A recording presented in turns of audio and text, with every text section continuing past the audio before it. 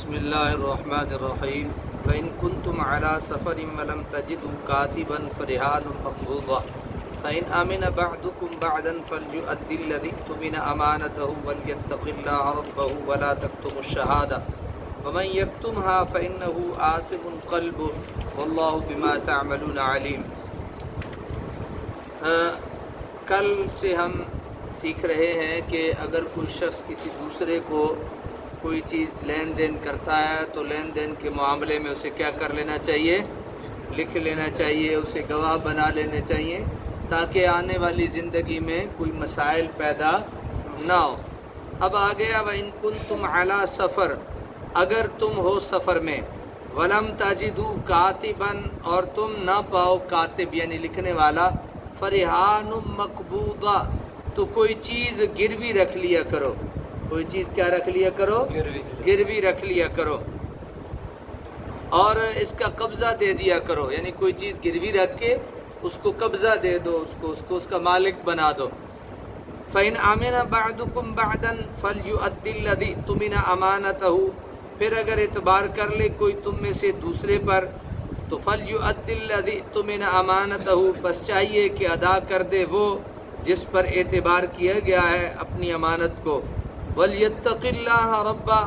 اور ضروری ہے کہ ڈرتا رہے اللہ سے جو اس کا رب ہے۔ وَلَا تَكْتُمُوا الشَّهَادَةَ، اور مت چھپاؤ گواہی کو۔ وَمَنْ يَكْتُمْهَا فَإِنَّهُ آثِمٌ قَلْبُهُ، اور جو شخص چھپاتا ہے اسے یقیناً گناہ گار ہے اس کا ضمیر۔ وَاللَّهُ بِمَا تَعْمَلُونَ عَلِيمٌ،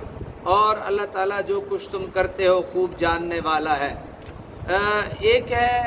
حالت حضر میں، یعنی جس طرح ہم موجود ہیں، سفر نہیں ہے، ایک اس طرح کوئی کسی کے ساتھ لین دین کرتا ہے، قرض لیتا دیتا ہے تو اسے کیا کر لینا چاہیے، لکھ لینا چاہیے، یہ کل ہم نے سیکھ لیا تھا، گواہ بنا لینے چاہیے۔ ایک ہے سفر کی حالت میں کسی کا کوئی کاروبار ہو گیا، کوئی لین دین ہو گیا، کوئی ادھار ہو گیا اور لکھنے والا موجود نہیں ہے تو فرمایا اس میں کوئی چیز گروی رکھ دو، کوئی چیز کیا رکھ دو، گروی رکھ دو، اور وہ گروی رکھی ہوئی چیز اس کے قبضے میں اسے دے دو، اس کا مالک بنا دو۔ پھر جب تو اب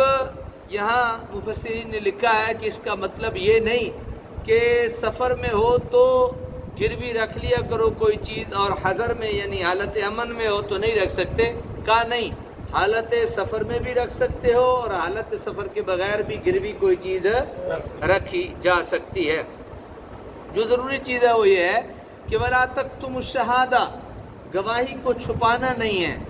گواہی کو چھپانا نہیں ہے۔ جو شخص گواہی کو چھپا دیتا ہے فَإِنَّهُ آثِمٌ قَلْبُهُ، تو اس کا ضمیر اسے کیا کرتا ہے، لعن طعن کرتا ہے، اور وہ کیا ہوتا ہے، گناہ گار ہوتا ہے۔ جو شخص گواہی کو چھپاتا ہے وہ کیا ہوتا ہے، گناہ گار ہوتا ہے۔ اور پھر اللہ تعالیٰ نے اپنا وہ صفاتی نام ذکر کر دیا جس میں اللہ تعالیٰ کا بہت بڑا کمال ہے، اور وہ یہ ہے کہ واللہ بما تعملون علیم، اللہ تعالیٰ جو کچھ بھی تم کرتے ہو اللہ تعالیٰ اس کو کیا کرنے والا ہے، جاننے والا ہے۔ للہ ما فی السماوات و ما فی الارض، للہ اللہ کے لیے ہے، ما فی السماوات و ما فی الارض، جو کچھ آسمانوں میں ہے اور جو کچھ زمین میں ہے۔ وَإِن تُبْدُوا مَا فِي أَنفُسِكُمْ، اگر تم ظاہر کرو جو کچھ تمہارے دلوں میں ہے، او تخفوہ، یا تم اسے چھپائے رہو، یحاسبکم بہ اللہ، حساب لے گا تم سے اس کا اللہ تعالیٰ۔ فَيَغْفِرُ لِمَن يَشَاءُ وَيُعَذِّبُ مَن يَشَاءُ، بس بخش دے گا جسے چاہے گا، وَيُعَذِّبُ مَن يَشَاءُ، اور عذاب دے گا جسے چاہے گا۔ واللہ علی کل شیء قدیر، اللہ تعالیٰ ہر چیز پر قدرت رکھنے والا ہے۔ جب یہ آیت کریمہ نازل ہوئی تو صحابہ کرام بے چین و بے قرار ہو گئے، مغموم و افسردہ ہو کر بارگاہ رسالت میں حاضر ہوئے اور گھٹنوں کے بل کھڑے ہو کر عرض گزار ہوئے کہ اللہ کے پیارے رسول، آج تک جو احکام نماز، روزہ، حج، جہاد نازل ہوئے ان پر ہم عمل کر سکتے تھے، لیکن اس آیت پر عمل کرنے کی ہم میں طاقت نہیں۔ حضور رحمۃ للعالمین صلی اللہ علیہ وسلم نے فوراً گرتے ہوں کو سہارا دیا اور پھسلتے ہوں کو تھام لیا، فرمایا تم یہود و نصارہ کی طرح یہ مت کہو سمعنا و عصینا، ہم نے حکم سن لیا سن تو لیا لیکن مانا نہیں، بلکہ شیوائے تسلیم و رضا اختیار کرتے ہوئے بارگاہ رب العزت میں بے چوں چرا عرض کرو سمعنا و اطعنا غفرانک ربنا و الیک المصیر۔ صحابہ کرام نے اپنے آقا و مولا ہادی و مرشد کا ارشاد گرامی سن کر فوراً سر تسلیم خم کر دیا، اور و اطعنا غفرانک ربنا و الیک المصیر، صحابہ کرام نے اپنے آقا و مولا ہادی و مرشد کا یہ ارشاد گرامی سن کر فوراً تسلیم خم کر دیا اور زبان پر جاری ہو گیا سمعنا و اطعنا۔ جب غلامان مصطفیٰ صلی اللہ علیہ وسلم نے یہ عرض کی تو سبوح و قدوس نے آمن الرسول فرما کر ان کے ایمان کی تصدیق فرما دی۔ سبحان اللہ العظیم والصلاة والسلام علی رسول الکریم۔ آمن الرسول بما انزل الیہ من ربہ والمؤمنون، ایمان لایا یہ رسول کریم اس کتاب پر جو اتاری گئی اس کی طرف، اس کے رب کی طرف، اور ایمان لائے مومن۔ کل آمن باللہ و ملائکتہ، یہ سب دل سے مانتے ہیں اللہ کو، اس کے فرشتوں کو، اس کی کتابوں کو اور اس کے رسولوں کو۔ لا نفرق بین احد من رسلہ، نیز کہتے ہیں کہ ہم فرق نہیں کرتے کسی میں اس کے رسولوں سے۔ وقالوا سمعنا واطعنا، اور انہوں نے کہا ہم نے سنا اور ہم نے اطاعت کی۔ غفرانک ربنا و الیک المصیر، ہم طالب ہیں تیری بخشش کے اے ہمارے رب، و الیک المصیر، اور تیری طرف ہی ہمیں لوٹنا ہے۔ لا یکلف اللہ نفسا الا وسعها، ذمہ داری نہیں ڈالتا اللہ تعالیٰ کسی شخص پر مگر جتنی طاقت ہو اس کی۔ لہا ما کسبت، اس کو اجر ملے گا جو نیک کام اس نے کیا۔ وعلیہا مکتسبت، اور اس پر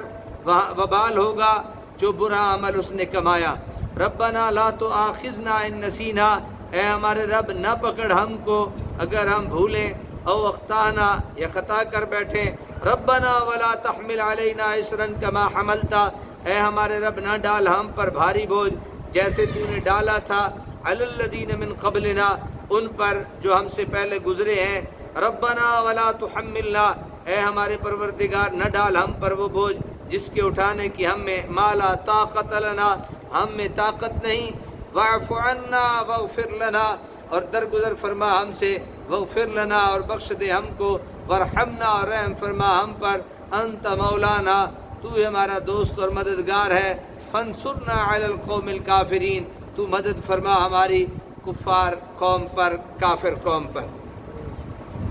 حضرت صدر اللہ فاضل نے یہاں خوب تحریر فرمایا، لکھتے ہیں انسان کے دل میں دو طرح کے خیال آتے ہیں، ایک بطور وسوسہ کے، ان سے دل کا خالی کرنا انسان کے جو ہے وہ مقدرت میں نہیں، لیکن وہ ان کو برا جانتا ہے اور عمل میں لانے کا ارادہ نہیں کرتا، ان کو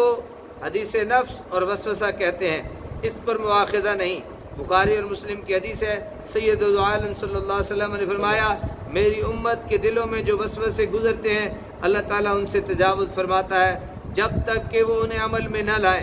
یا ان کے ساتھ کلام نہ کریں، یہ وسوسے آیت میں داخل نہیں۔ دوسرے وہ خیالات جن کو انسان اپنے دل میں جگہ دیتا ہے اور ان کو عمل میں لانے کا قصد اور ارادہ کرتا ہے، ان پر مواخذہ ہوگا، انہی کا بیان اس آیت میں ہے۔